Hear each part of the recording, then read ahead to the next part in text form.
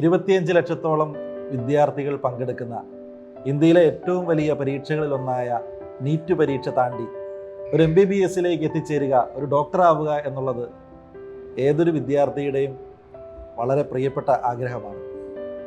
ആ ലക്ഷ്യത്തിലേക്ക് എത്തിച്ചേർന്നിരിക്കുന്ന ഏറ്റവും പ്രിയപ്പെട്ട ശ്രീലേഖയാണ് ഇന്ന് നമ്മളോടൊപ്പം ഉള്ളത്.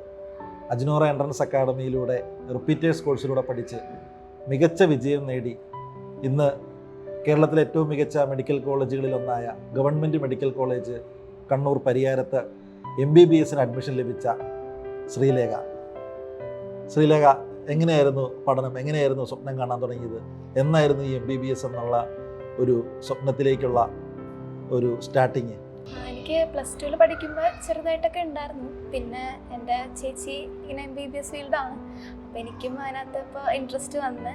അപ്പോൾ ഞാനിപ്പോൾ +2 കഴിഞ്ഞിട്ട് ഒരു നല്ല കോച്ചിങ് സെൻറ്റർ അന്വേഷിക്കണമായിരുന്നു. അപ്പോൾ എൻ്റെ ഫ്രണ്ടാണ് പറഞ്ഞത് അജ്നോറ എന്ന് പറഞ്ഞ് നീ നോക്ക് എന്ന് പറഞ്ഞിട്ട് ഞാൻ വന്നപ്പോഴേക്കും ഫസ്റ്റ് ഇവിടെ വന്നു.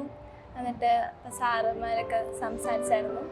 അപ്പോൾ എനിക്കെന്തോ നല്ല കോൺഫിഡൻസ് തോന്നി. ഇവിടെ ചേർന്നാൽ എനിക്ക് എൻ്റെ ഇപ്പോഴുള്ള ലക്ഷ്യം എനിക്ക് സാധിക്കാൻ പറ്റും എന്നുള്ളൊരു കോൺഫിഡൻസ് ഒക്കെ തോന്നിയായിരുന്നു. ഇവിടെ ചേർന്ന് കഴിഞ്ഞിട്ടും എനിക്ക് ആ കോൺഫിഡൻസ് തന്നെയായിരുന്നു ഫുൾ ടൈം. തുടക്കത്തിലൊക്കെ എങ്ങനെയായിരുന്നു പരീക്ഷയുടെ അല്ലെങ്കിൽ നമ്മുടെ കോച്ചിങ് സ്റ്റാർട്ട് ചെയ്ത സമയത്ത്?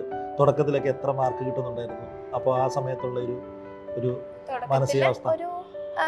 ഒരു 400-300 മാർക്കായിരുന്നു കിട്ടിക്കൊണ്ടിരുന്നത് തുടക്കത്തിൽ. അപ്പോൾ എനിക്കിപ്പോൾ ഇതിപ്പോൾ നീറ്റ് എന്ന് പറയുമ്പോൾ നല്ല സ്കോറൊക്കെ വേണമല്ലോ. അപ്പോൾ എനിക്കൊരു ചെറിയൊരു ഇതൊക്കെ വന്നു. പക്ഷേ അപ്പോഴും ഇവിടുത്തെ സാറുമാരും എല്ലാവരും നല്ല രീതിക്ക് തന്നെ സംസാരിച്ച് നമുക്കിപ്പോൾ എന്തെങ്കിലും ഒരു ഇത് വന്നാൽ അവർ നല്ല അഡ്വൈസൊക്കെ തന്ന് നല്ല ക്ലാസ്സൊക്കെ എടുത്തിട്ട് അതൊക്കെ ഒരു ലാസ്റ്റൊക്കെ ആയപ്പോഴേക്കും ഫുള്ള് ഓക്കെ ആയിരുന്നു. എനിക്ക് ഞാൻ എന്താണോ ആഗ്രഹിച്ചത് അതുപോലെ തന്നെ ട്രാക്കിലേക്ക് അവസാന സമയത്ത് എത്തിച്ചേരാൻ വേണ്ടി പറ്റിയല്ലേ? സാധാരണ നമ്മുടെ നീറ്റ് പരീക്ഷ എന്നൊക്കെ പറയുമ്പോൾ ഭയങ്കര സ്ട്രെസ് ആയിരിക്കുമല്ലോ കുട്ടികൾക്ക്. അപ്പോൾ എങ്ങനെയായിരുന്നു ശ്രീലേഖയുടെ ഒരു മാനസികാവസ്ഥ ഈ ഒരു ഘട്ടത്തിൽ? എനിക്ക് നല്ല രീതിക്ക് തന്നെയാണ് ഇത് പോയത്. ഒട്ടും സ്ട്രെസ്സും ഉണ്ടായില്ല, ഒട്ടും ടെൻസ്ഡ് ആയിരുന്നില്ല. കൂളായിട്ട് പഠിച്ചു. അങ്ങനെയല്ലേ പഠിക്കേണ്ടത്.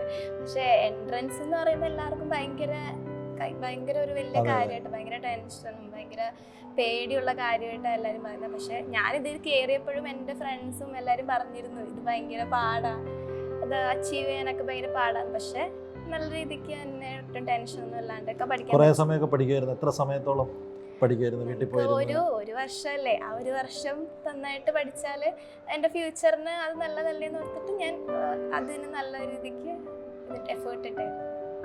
എങ്ങനെയായിരുന്നു അജ്നോറ എൻട്രൻസ് അക്കാഡമിയിലെ പ്രിപ്പറേഷൻസ് ഒക്കെ? ഇവിടെ നമുക്ക് ഏറ്റവും ലാസ്റ്റ് ആണ് എക്സാം എങ്കിലും ഓരോ വീക്കും ഇവിടെ എക്സാംസ് ഒക്കെ നടത്തും. ആ എക്സാമിലൂടെ നമുക്ക് എത്രത്തോളം നമ്മുടെ തന്നെ നിലവാരം നമുക്കൊന്ന് റേറ്റ് ചെയ്യാൻ പറ്റും. പിന്നെ എക്സാം എടുക്കുമ്പോഴേക്കും കൂടുതൽ മാർക്ക് വാങ്ങാനാണല്ലോ ആഗ്രഹിക്കുന്നത്. അപ്പോൾ ആ ഒരു കോമ്പറ്റീഷൻ മൈൻഡ് അപ്പോഴേ നമുക്ക് ഇവിടെ ഉണ്ടാക്കുകയാണ് ഇപ്പോൾ. അപ്പോൾ ആ സമയമാകുമ്പോഴേക്കും എല്ലാം നല്ല രീതിക്ക് തന്നെയായിരുന്നു. മോഡൽ എക്സാമിനേഷൻസ് ഒക്കെ അവസാന സമയങ്ങളിലെ നമ്മുടെ റിവിഷൻ ടെസ്റ്റ് ഉണ്ടായിരുന്നു. ആ സീരീസ് ഒക്കെ ശരിക്കും സൂപ്പർ എൻജോയ്ഡ് ആയിട്ടുള്ള സീരീസ് ആയിരുന്നു അത്.